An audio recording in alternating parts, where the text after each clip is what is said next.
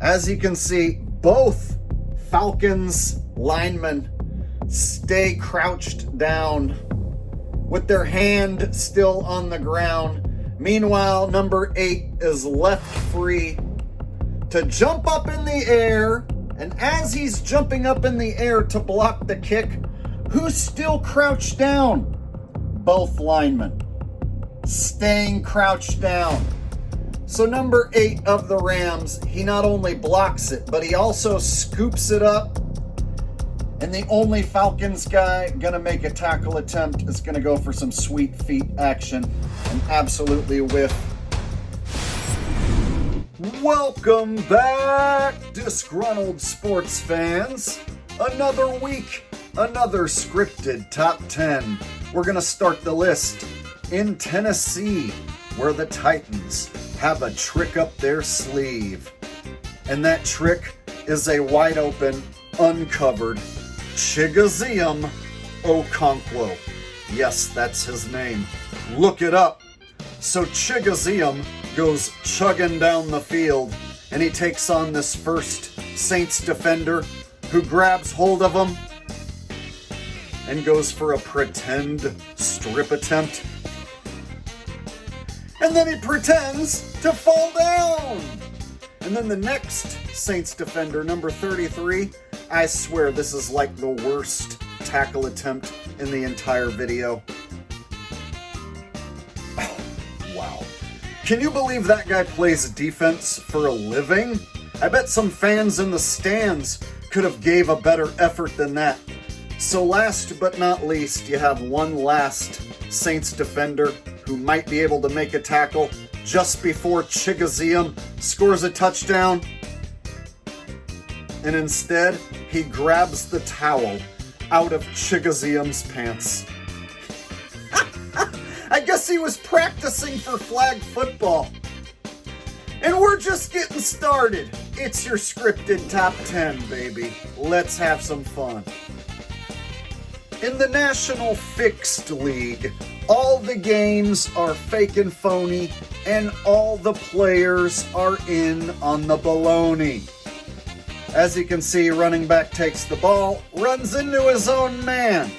The first Titans player coming to make a tackle, you can see he's got his arms open. It looks like he's actually going to wrap up and make a real tackle attempt, but it is an illusion. A mirage tackle, if you will. Now this next guy, he's got his arms open as well. Same thing, it's an illusion.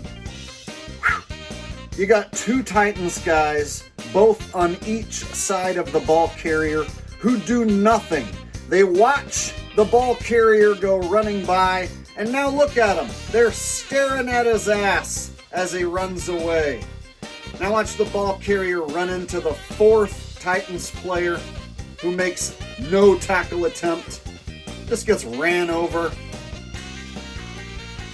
So this running back ran through four guys who were making no attempt to actually tackle him. Check out the replay of the last broken tackle here.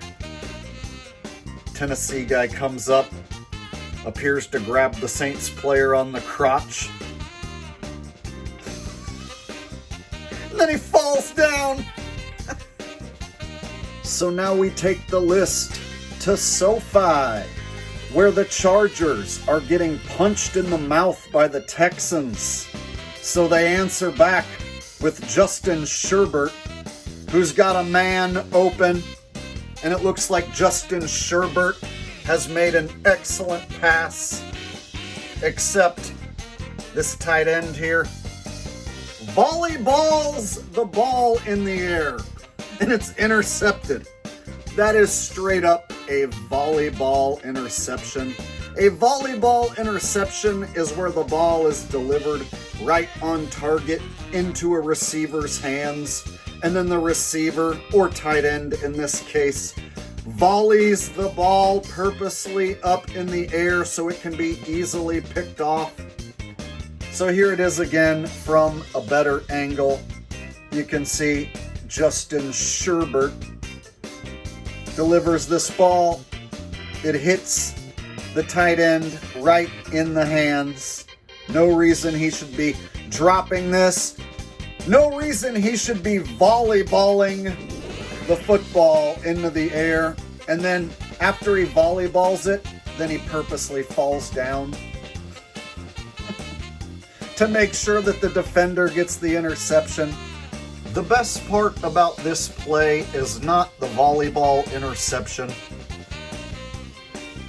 It's what happens after the volleyball interception. Watch the acting from tight end Oronde Gadsden. Dang it, man! I was trying my best to catch that. Oh, shoot! So now we take the list to Cincinnati, where it seems like an irrelevant game between two loser teams. But even a game like this has money on the line, so therefore it is fixed and phony. I mean, look at that terrible tackle attempt right there, going for some sweet feet action. Didn't work out so well for that Cardinals defender. Now this next Cardinals defender, you know this guy's gonna suck because he's wearing one of those ridiculous pillow helmets. He's looking like Dark Helmet from the movie Spaceballs. So obviously, he makes a terrible tackle attempt on account of the pillow being on his head. And then this last Cardinals defender, he is the last hope to save this from being a touchdown, but there is no hope if you're the Cardinals. Chase takes it to the house. It's a touchdown.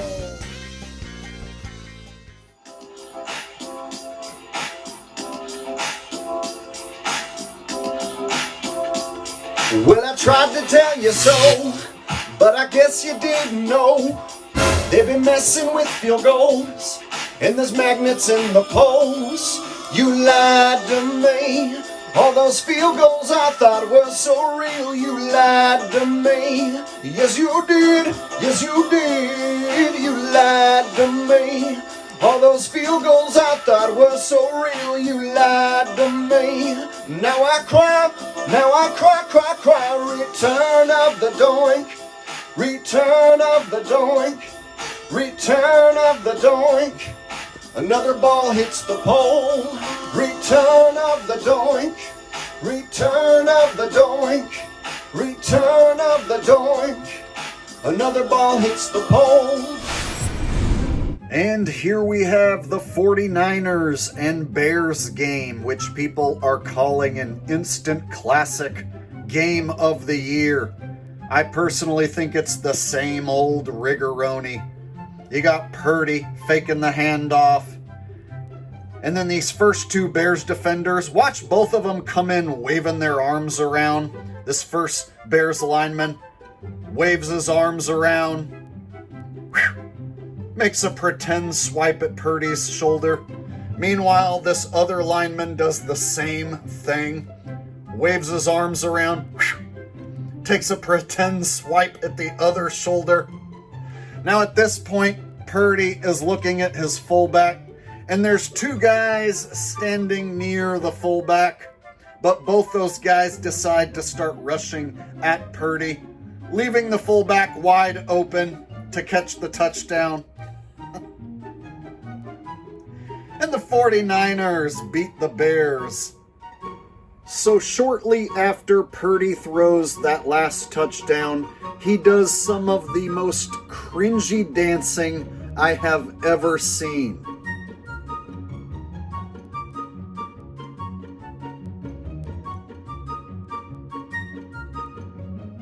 Wow, that's really cool, Brock. Those are some pretty awesome dance moves you got there. So now we head to the dirty South, where the Dirty Birds are punching the Rams in the mouth. Matt Stafford had a absolutely putrid game. I mean, right here, he overthrows his receiver, puts it right in the chest of the Falcons defender. And at this point, Falcons defender is returning it to the house without any resistance at all. And as you can see, Matthew Stafford is in the end zone, not trying to make a tackle. Like, Matthew, you're the one who threw the pick. You should be trying to tackle that guy. You shouldn't be in the end zone with your back turned to the play. Like, why are you even in the end zone? Makes no sense. So the Falcons defender who intercepts the ball takes it in for a pick six. Matthew doesn't seem to care too much. So when we take a look at the overhead replay, we can see Matthew Stafford is purposely throwing this interception. He has good blocking, plenty of time in the pocket. And when he delivers this ball, it's behind the receiver and well over his head.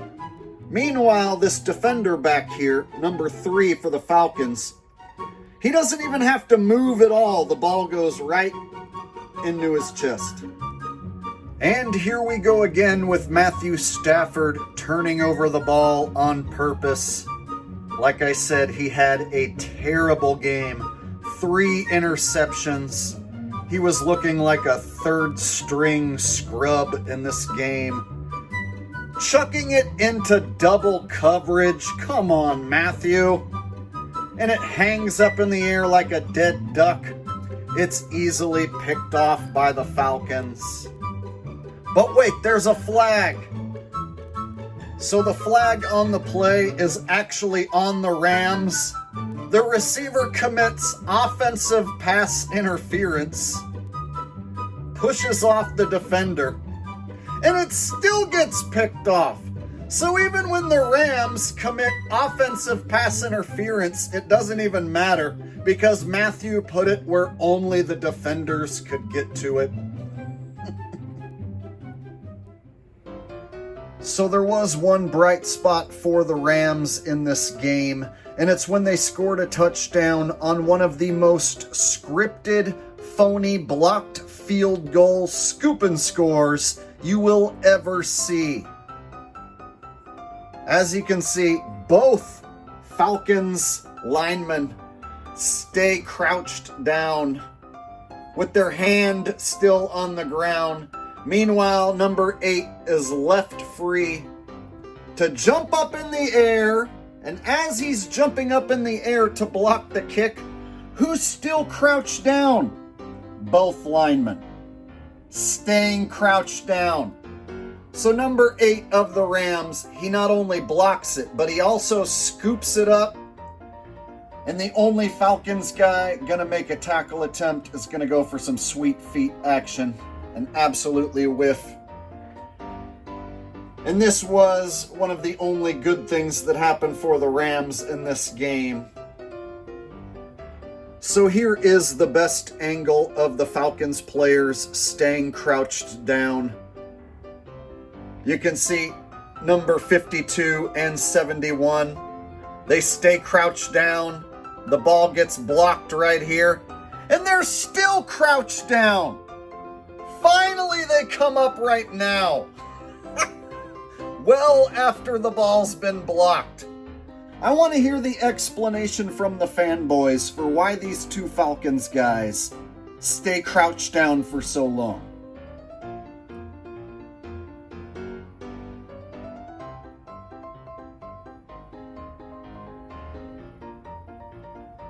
I mean, come on. How can anyone defend that? I want to hear it, fanboys. Explain to me why those two guys stayed crouched down, let the ball get blocked.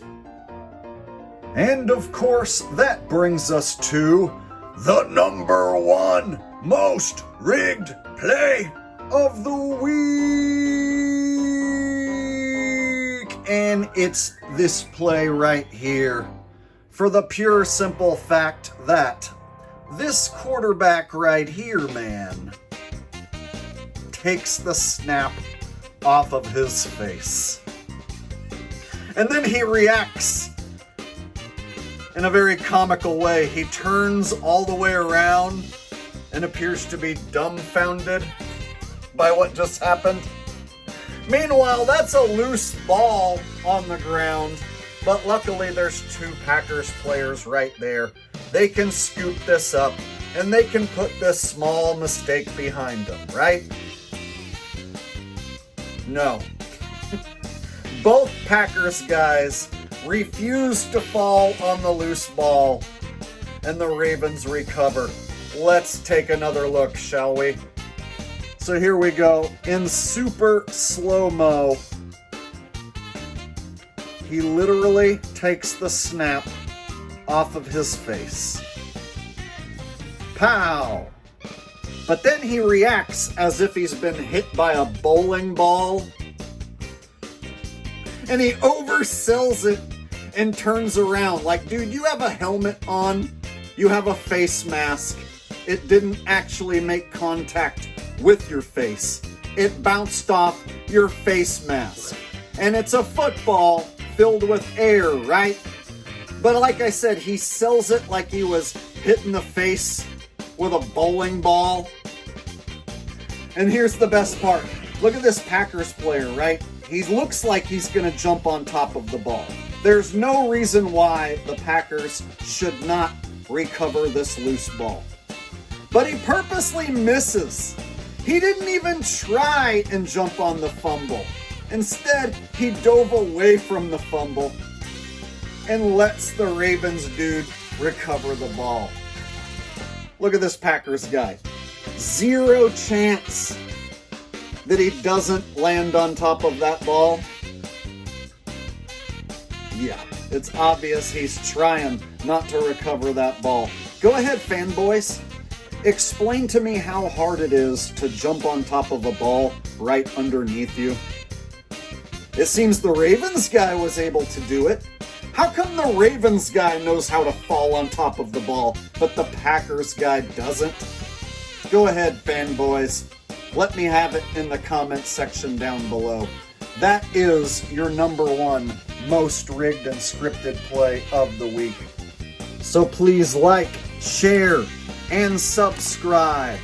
And I will see all of you in the next video. Peace.